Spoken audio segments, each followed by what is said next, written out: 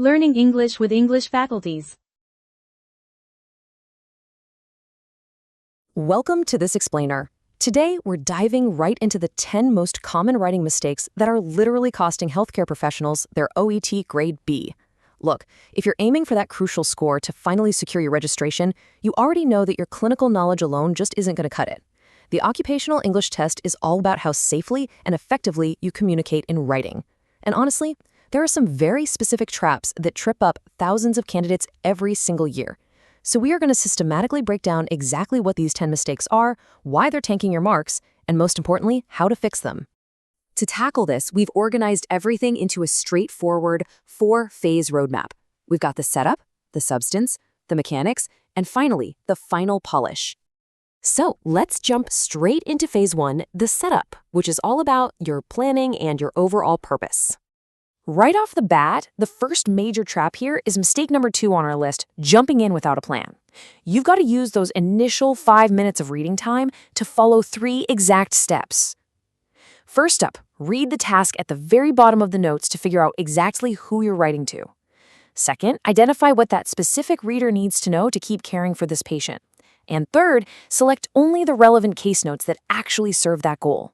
You know, in the OET, you get 5 whole minutes where you literally aren't even allowed to hold a pen. Please don't panic during this time. Use it. If you skip this planning phase, your letter is going to lack focus, and you'll end up bleeding marks across multiple criteria.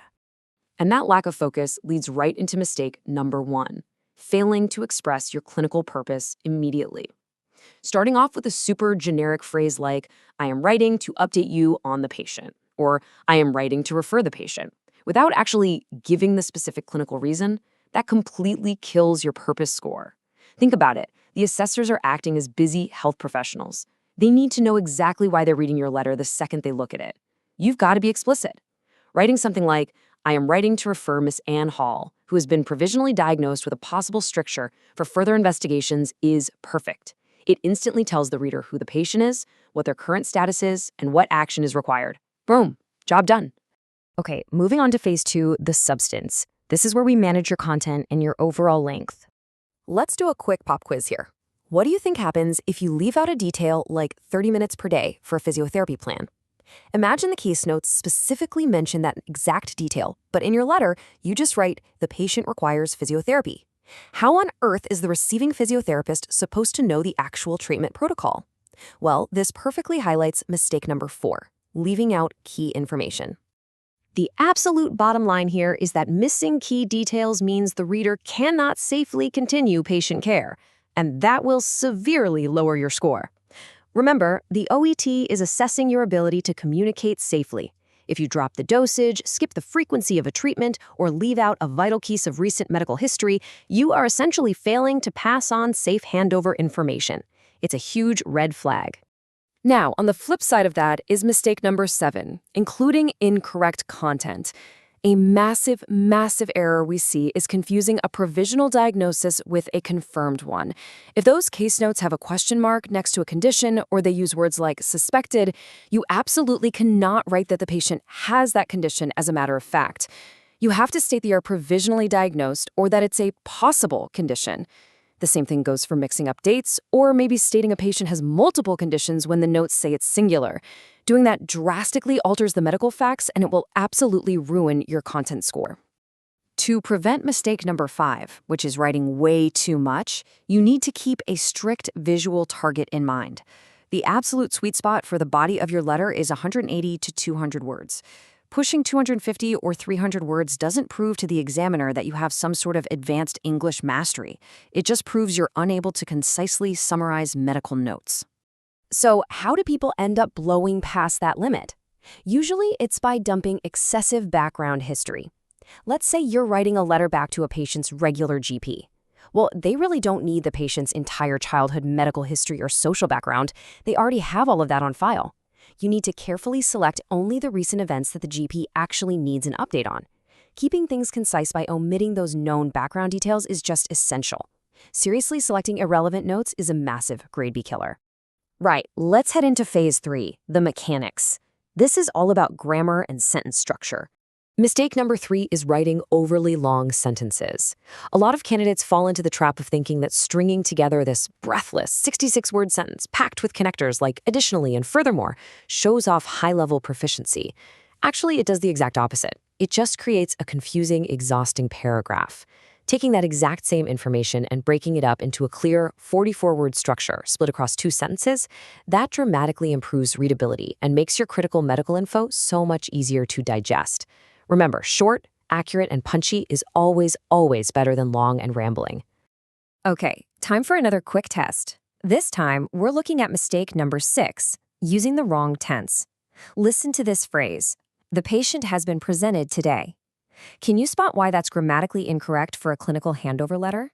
Well, because the presentation happened at a specific time, in this case, today, you absolutely must use the simple past tense, not the present perfect. Saying presented today is the correct way to go. You can't say has presented today because that time frame is closed and specific. Mastering exactly when to use simple past versus present perfect is literally essential for hitting those OET language criteria.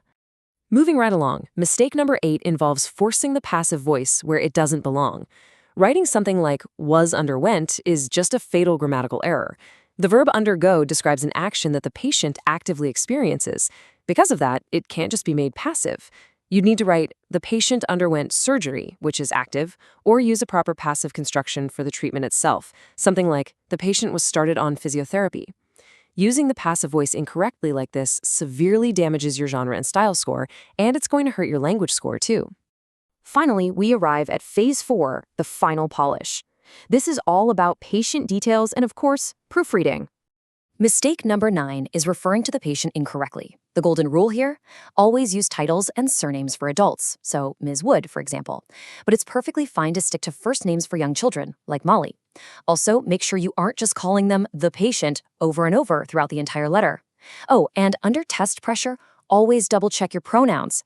Accidentally mixing up he and she is such a common error, but it really confuses the reader and throws everything off. And that brings us to mistake number 10. Flat out refusing to proofread. You've got to save your final 5 minutes at the end of your 40 minutes of writing time to run through a really strict mental checklist. Number 1, verify you've included all the key information. 2, strip out any irrelevant background details that might have accidentally slipped in. 3, check those verbs. Are your tenses and passive voices actually accurate? And 4, double check your spelling, especially when it comes to standard medical terms and the recipient's name and address. If you skip this final polish, silly little mistakes are going to slip through and they will absolutely cost you your grade B. So by systematically checking these 4 phases, from your initial setup and planning right down to that final 5-minute checklist, you are completely empowered to walk into your test and crush it. You can achieve the score you need to move forward in your career. But I want to leave you with this question.